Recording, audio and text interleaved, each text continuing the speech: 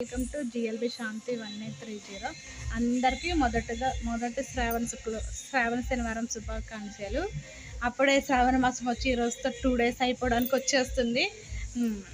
2 days అవుతుంది శ్రావణ మాసం వచ్చి. అందరూ పూజలు అయిపోయాయా? శ్రీమాత్రే నమః. ఈరోజు ట్రాఫిక్ వచ్చేసి ఒక రైతు కోసం ట్రాఫిక్. ఒక రైతు ఒక విలేజ్ నుంచి సిటీకి వస్తే ఎలా బతుకుతాడు అనేసి ట్రాఫిక్.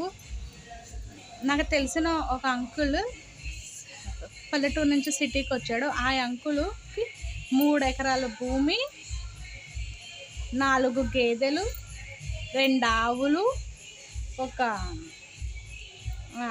20 కోళ్ళు ఉండేవంట. ఉంటే ఆ అంకుల్కి 2 కూతుళ్ళు, ఒక కొడుకు అంట. సింపుల్గా ఒక పెంకుటిల్లు అవన్నీ ఉండంట. వాళ్ళ వైఫ్ అప్పుడు ఉండేదంట. ఉన్నప్పుడు ఆ ఆంటీ ఉన్నప్పుడు వీళ్ళు బాగా చూస్తూ ఉండగా ఆ అంకుల్ వ్యవసాయం చేసుకుంటూ ఇవన్నీ చేసుకుంటూ వాళ్ళ అబ్బాయిల్ని వాళ్ళ అమ్మాయిల్ని బాగా చదివించాడు. చదివిస్తూ ఉండపలకి వాళ్ళ అమ్మాయిలు ఇద్దరికి పెళ్ళిళ్ళు చేసేసారంట. వాళ్ళ అబ్బాయి కూడా. వాళ్ళిద్దరు అమ్మాయి, ఒక అమ్మాయి బెంగళూరు, ఒక అమ్మాయి పూణే, ఒక అమ్మాయి వాళ్ళ అబ్బాయి ఏమో అమెరికాలో సెటిల్ అయిపోయారు. సెటిల్ అయిపోతుంటేనే అలా అమ్మాయిలకి ఇద్దరికి భూమి అన్నది ఒక్కొక్క ఎకరం భూమి ఇచ్చేసి మిగతా ఉన్నవంతా వాళ్ళ అబ్బాయికి గేదెలు ఇవన్నీ ఉంటాయి కదా, ఇవన్నీ ఇచ్చేసారంట.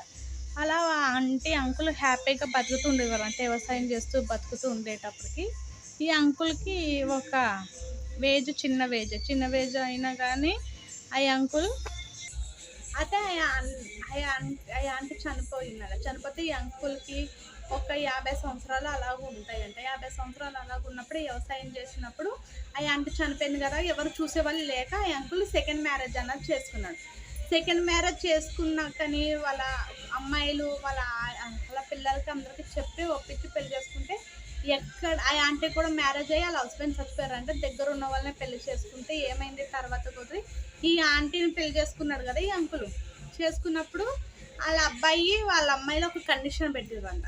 భూమి ఇంట్లోనే ఇల్లు ఉండొచ్చు, మీరు ఉండి భూమి కానీ గేదెలు దూడలు మేము ఇయ్యము, మీ అనంతరం అమ్మ ఉంటే ఇచ్చేవాళ్ళు, ఇవాడు ఇస్తుంది ఏదో మాకు తెలియదు కానీ ఇంట్లో మీరు ఉండొచ్చు, ఇల్లు కూడా మీ అనంతరం వెళ్ళిపోయాక మాకు కావాలి, వాళ్ళ పిల్లలతో మాకు సంబంధం లేదు అని అంటే ఈ అంకుల్ సరే అని ఇచ్చేసి ఆ ఆంటీని పెళ్లి చేసుకుని కొన్ని రోజులు ఉంటాయి. వ్యవసాయం 3 ఎకరాలు పండించి ఒక పెద్ద రైతుగా బతికి పుట్టిన ఊరిలోనే కూలి పని చేయాలంటే ఎవరికన్నా ఎలానూ ఉంటారు కదా, వాళ్ళ పిల్లలు వాళ్ళ కూతుళ్ళు కోడలు అలా చేసిందని అని అంటారనేసి ఆ అంకుల్ ఒక 2 నెలలు 3 నెలలు ఉండి భరించలేక ఆ అంకుల్ అక్కడ ఊరు నుంచి హైదరాబాద్కి వచ్చాడు. హైదరాబాద్కి వచ్చిన తర్వాత ఆ అంకుల్ మాల్ పనికి వెళ్ళేవాడు.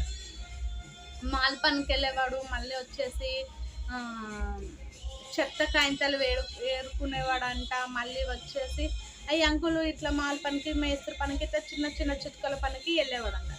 అలాగ ఒక 3 సంవత్సరాలు చేశాడంట. 3 సంవత్సరాలు చేపలకి వేజ్ మీద పడే వదిలి ఈ అంకుల్కి ఈ బరువు పనులు ఇవన్నీ చేపలకి ఆ అంకుల్కి చాలా ప్రాబ్లం అయిపోయేదంట.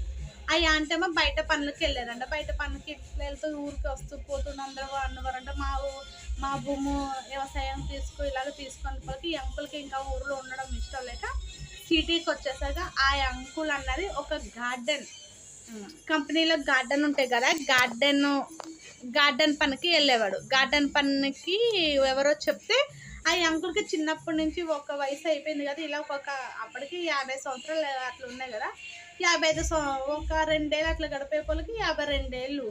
అమ్మో ఇంకా 53 నుంచి ఆ అంకుల్ ఇష్టం ఉంది కాబట్టి అతనికి వ్యవసాయం పని వచ్చు కాబట్టి ఆ అంకుల్ అన్నది ఒక కంపెనీకి గార్డెన్ వర్క్కి వెళ్ళాడు. గార్డెన్ వర్క్కి వెళ్తే ఆ అంకుల్ గార్డెన్ వర్క్కి వెళ్ళినప్పుడు ఈ అంకుల్కి వ్యవసాయం పని మొత్తం వచ్చు కదా. నిజంగా చెప్పాలంటే ఆ గార్డెన్లో ఒక 10 మంది అన్న పని చేసేవారంట. పెద్ద పెద్ద మేనేజర్లు అంటూ ఉంటే ఈ అంకుల్ వ్యవసాయం చేసేవాడు ఏది ఏ మందు వాడాలి ఎట్లా తెలుసు కదా.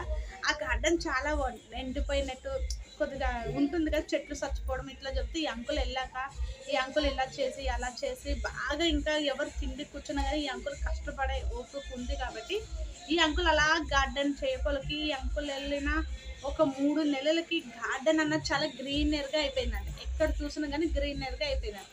గ్రీనరీగా అయిపోతుందంటే ఆ కంపెనీ ఎండి చూసి అందరు సాఫ్ట్వేర్ చెప్పుకుంటారు చాలా బాగుంది, అంకుల్ బాగా చేస్తున్నారు అలా ఇలా చెప్తే ఎవరు ఇతను అని తెలుసుకున్నప్పుడైతే ఆ అంకుల్ని పిలిపించారంట. గార్డెన్ వాళ్ళందరికీ శాలరీ కూడా పెంచితే ఇన్ని రోజులు లేదు ఇప్పుడు ఎలా వచ్చింది ఇలా చేయాలని అంటే అందరూ పలాతో ఇట్లా చెప్తున్నారని సూపర్వైజర్ మేనేజర్ చెప్పాక ఆ అంకుల్ని పిలిపించారంట. పిలిపించి ఏంటి మీరు ఇలా చేస్తారు, మీరు చాలా బాగా చేస్తున్నారు గ్రీనరీ, మాకు 2-3 కంపెనీలు ఉన్నాయి, మా కంపెనీకి మీరే చెయ్యాలంటే మీరు చెయ్యొద్దు, మీరు 10 మందితో చెప్పి చేయించుకోండి, మీ మిమ్మల్ని నేను మేనేజర్ కింద చేస్తాను, మీ కింద సూపర్వైజర్లు ఉంటారు, అలా చేస్తే మీకు శాలరీ ఇంత ఇస్తాము అని చెప్పి ఆ అంకుల్ అన్నది.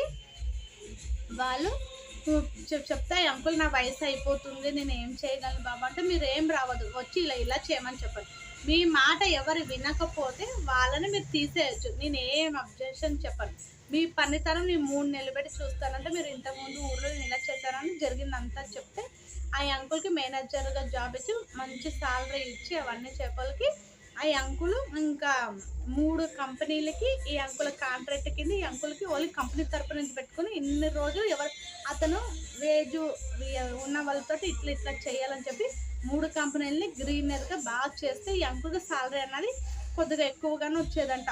ఒక రైతు ఊర్లో ఎంత కష్టపడినా పిల్లలు ఇలువ లేకపోయినా ఇక్కడికి వచ్చి బతికినా కానీ ఆయన చేసిన కష్టాన్ని ఆ రైతు చేసిన పనిని ఆ గ్రీనర్ని అందరూ మెచ్చుకుని ఆ అంకుల్ 3 కంపెనీలకి మేనేజర్ కింద ఓన్లీ దానికి గార్డెన్కి మేనేజర్ కింద సెలెక్ట్ అయ్యారు కాబట్టి ఆ అంకుల్ ఇప్పుడు ఆ ఆంటీ చాలా హ్యాపీగా ఉంటున్నారు.